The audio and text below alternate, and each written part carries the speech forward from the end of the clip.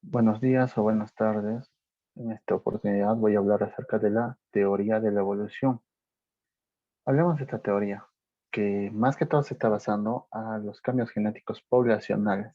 Ese es un resumen general, ¿no? Bien, pasando a esto.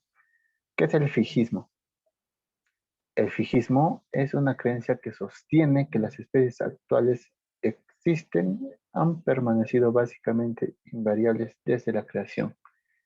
¿Qué nos quiere decir eso? Que desde mucho más antes ha existido una línea donde ha habido una evolución del hombre, tanto del hombre como de las especies. Pero ¿qué nos dice esto? Que describe la naturaleza en su totalidad como una realidad definida, inmutable y acabada. O sea, que ha finalizado, que ha tenido un principio y ahora está en un final. Aquí nos ejemplifica con, como decirnos, los fósiles serían restos de los animales que aparecieron en los diluvios bíblicos o caprichos de la naturaleza. Bueno, estas son las teorías como la Prague. ¿Quién era Carlos Linnaeus? Fue un creador que clasificó a los seres vivos o hizo la famosa taxonomía, ¿no? Donde dio nombres de orígenes y que este se convertiría en un clásico basado en la utilización de los primeros términos. Como dice la iniciativa del género, y esto va a corresponder a los nombres específicos de las especies, ya que también por otro lado agrupó los géneros en familias, en clases y los tipos, también los reinos. Pero, ¿qué hizo Carlos? ¿No? Hizo un aporte a esta teoría de la evolución, donde dio con apoyó a las conclusiones de Lamarck. ¿Qué dijo Lamarck?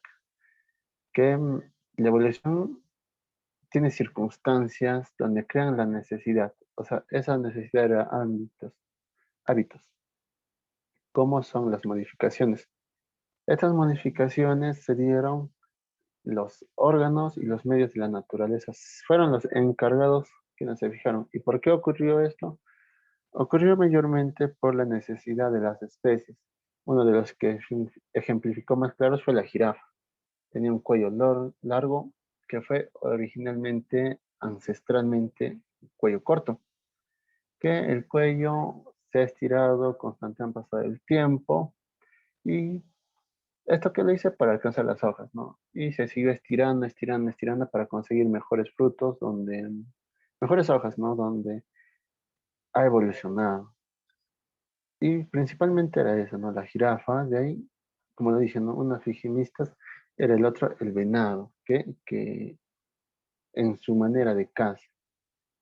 Pasamos acá un ejemplo donde, cómo lo veían los fijistas, los evolucionistas. Dice los fijistas, los seres vivos son distintos, porque han sido creados distintos, sin relaciones de parentesco. Por eso existe el ciervo y el gamo. Los evolucionistas que dicen que los seres son distintos. ¿Por qué? Porque han evolucionado, pero mantienen relaciones de parentesco. Por eso hay distintas variaciones. Como dicen, ¿no? Esto quiere decir que tiene origen común, más o menos un lejano en el tiempo. August Weismann. Él también defendía estas teorías de la omnipotencia de la selección natural en la cocina de la evolución. O sea, ya daba a partir un punto de vista más propio, donde hablaba más de una lógica en la teoría de la continuidad de la plasma genital. August Weismann planteó bastantes teorías acerca de la inmortal, o sea, de cómo la herencia, la máquina, es la lógica más imposible. ¿Por qué? Porque las adaptaciones somáticas no pueden afectar al plasma genital. Y esto lo intentó con experimentos de los ratones, donde calculaba la medición de las colas, el gen, el ADN, y así. ¿Qué nos habla de Charles Darwin? Charles Darwin habló de bastantes teorías, más que todo la idea de que los animales de una especie compiten entre sí por comida, por refugio y por la capacidad de reproducirse. ¿Qué nos dice esto? Que tuvo muchas observaciones, que en su teoría afirmó que todos los organismos vivos están relacionados con un ancestro común del que descienden. O sea, ¿qué esto qué quiere decir? Que ese parentesco universal de las especies se pueden dibujar en un árbol de la vida, pero cuya verdad es una conclusión científica que va a superar cualquier duda razonable. Bueno, eso fue en ese entonces en su libro que se creó. Veamos las conclusiones que tenía y un pequeño resumen. Tiene una variación. ¿Qué dice esta variación? Que todos los miembros de una especie son diferentes entre sí, en su morfología, en la fisiología y en el comportamiento. Eso es muy lógico, cada ser humano tiene una distinta adaptación según su cosmobiología y cómo el estilo de vida lleva. La sobreproducción. Como les decíamos, Weisman, ¿cómo apoyó ¿no? el experimento de los ratones? ¿Por qué? Porque nacen más individuos de los que pueden obtener su alimento y sobrevivir. Ahí ya es la necedad de la sobrepoblación. La lucha por la existencia. Como quien dice, la ley del más fuerte en la naturaleza, la competencia por los recursos, los alimentos y el territorio propio, que es muy común como instinto de todas las especies. Pasamos a la selección natural, la cual ha caracterizado la particular, donde da mayores posibilidades de la sobrevivencia. Y aquí que nos dice la famosa adaptación. Para finalizar, vamos a la teoría sintética. Esta teoría ha agarrado dos puntos más importantes en el libro, donde define los cambios graduales y la selección natural, que es esto sobre un mecanismo de cambio evolutivo, donde va a rechazar a cualquier otro tipo de mecanismo donde tengan distintas X teorías. Por ejemplo, el saltacionismo, donde este va a considerar el origen reptiliano de nuevas especies, como decía, ¿no? Nacimos de unos reptiles, nos fuimos evolucionando, y así.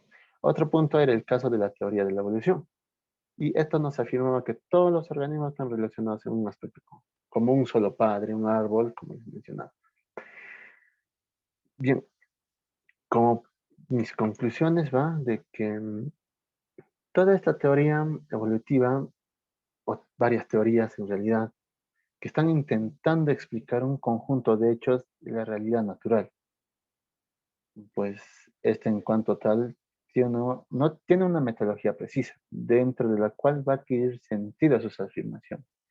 Pero como cristiano, en mi mente y en mi cosmovisión, esto se me remite a una denominación. O sea, es para mí como una revelación que me ayuda a proceder a aquello que creo. Es una revelación para mí que me ayuda a conocer más una identidad a Dios, dando una veracidad en su plan de salvación. Para mí, eso construye el núcleo de mi visión cristiana de la realidad. ¿Por qué? Porque el resto es relativo a dicho núcleo. Y por eso, cualquier interpretación filosófica o teoría científica es incorporable, o sea, es una teología cristiana, en la medida en la que no me afecte a ese núcleo central que tengo, de perfección, cuál es su originalidad. ¿Por qué? Porque para mí Dios fue el creador. Y estas son teorías que lastimosamente están siendo destruidas. ¿Por qué? Porque con el paso del tiempo, la Biblia siempre ha afirmado muchas veracidades más que estas. Con eso termino. Muchas gracias.